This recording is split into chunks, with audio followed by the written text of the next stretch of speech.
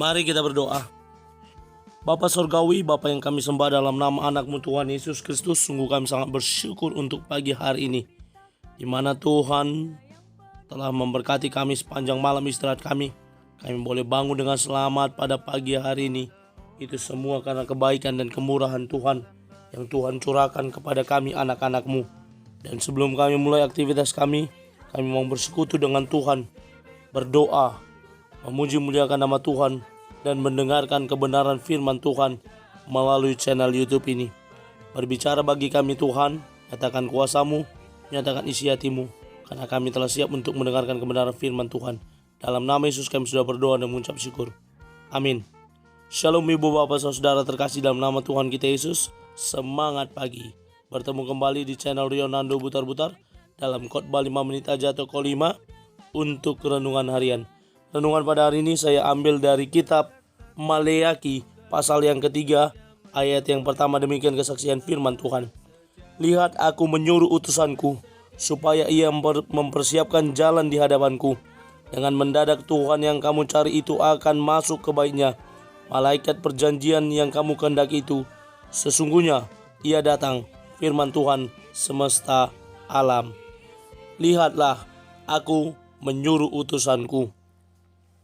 Ibu bapak saudara terkasih dalam nama Tuhan kita Yesus, seorang utusan bertugas untuk hadir di tengah-tengah situasi kondisi suatu tempat yang perlu dinetralkan, yang perlu mempersiapkan kehadiran seorang tokoh utamanya. Dan kalau di pemerintahan sebelum seorang wali kota, gubernur, atau presiden hadir, maka yang sudah hadir terlebih dahulu adalah protokoler untuk mempersiapkan, mensterilkan tempat yang akan diduduki, yang akan didatangi oleh pejabat tersebut. Kehadiran seorang utusan di sana berguna untuk mensterilkan tempat atau keadaan yang ada di sana. Ibu bapak saudara terkasih dalam nama Tuhan kita Yesus, Maleaki menggambarkan keadaan Israel setelah masa pembuangan. Pada masa itu Israel sedang berada dalam kondisi yang tidak baik. Mereka berada di bawah pemerintahan Persia. Persia memberikan kekuasaan kepada para imam untuk memerintah Israel. Sayangnya para imam ini menyalahgunakan kekuasaan yang mereka terima. Para imam ini melakukan penyimpangan-penyimpangan yang tidak patut dilakukan oleh iman. Pada masa ini pajak sangat tinggi karena para imam melakukan korupsi. Kondisi seperti ini membuat keadaan orang Israel semakin menderita. Tidak ada lagi yang dapat mereka anut dalam kehidupan mereka. Kitab ini merefleksikan kelemahan dari Israel, dan di dalamnya pertanyaan-pertanyaan keputusasaan sering dilontarkan. Keputusan Israel inilah yang membuat mereka meragukan kasih Tuhan bagi mereka. Mereka merasa bahwa Tuhan tidak mengasihi mereka. Integritas dari imam-imam dalam menjalankan tugasnya serta bagaimana melayani Tuhan dan menyembah Dia dalam seluruh kehidupan menjadi bahasan yang menonjol dalam kitab Maleaki ini. Ketika Maleaki menulis, orang Yahudi pasca pembuangan di Palestina kembali mengalami kesusahan dan kemunduran rohani. Orang-orang yang menjadi sinis, meragukan kasih dan janji Allah, menyaksikan keadilannya dan tidak percaya lagi bahwa ketaatan kepada perintahnya itu berguna. Seiring dengan memudarnya imam, maka pelaksanaan ibadah menjadi otomatis dan tidak berperasaan. Mereka juga acuh terhadap tuntutan hukum Taurat dan bersalah karena berbuat macam-macam dosa terhadap perjanjian, termasuk juga tidak lagi menyerahkan persepuluhan dengan baik, menyerahkan persembahan berupa kambing domba yang cacat.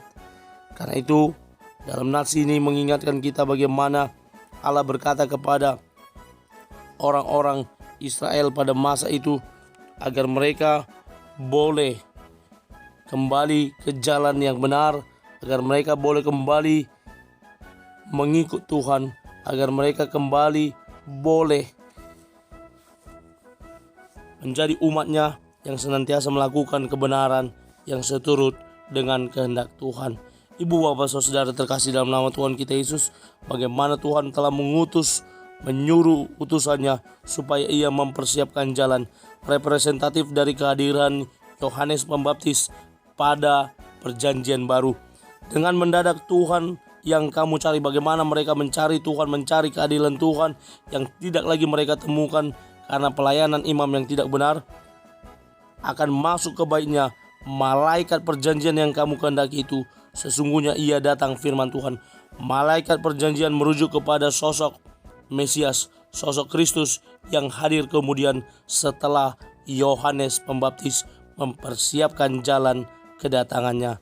Ibu, bapak, saudara terkasih dalam nama Tuhan kita Yesus, ketika sesuatu dianggap penting dan genting, maka keberadaan seorang utusan sangat berguna untuk menetralkan kembali situasi dan kondisi. Hati kita adalah jalan yang harus dipersiapkan oleh utusan Allah yang hadir ke dunia ini. Mari kita persiapkan hati kita sebagai jalan yang dibentuk oleh utusan Allah dalam menanti dan menyambut kedatangan Tuhan. Amin. Kita bersatu dalam doa. Terima kasih Bapa untuk firman-Mu. Mampukan kami untuk menjadi para pelaku kebenaran firman Tuhan. Dalam nama Yesus kami sudah berdoa dan mengucap syukur. Amin. Selamat beraktivitas. Tuhan Yesus memberkati. Shalom.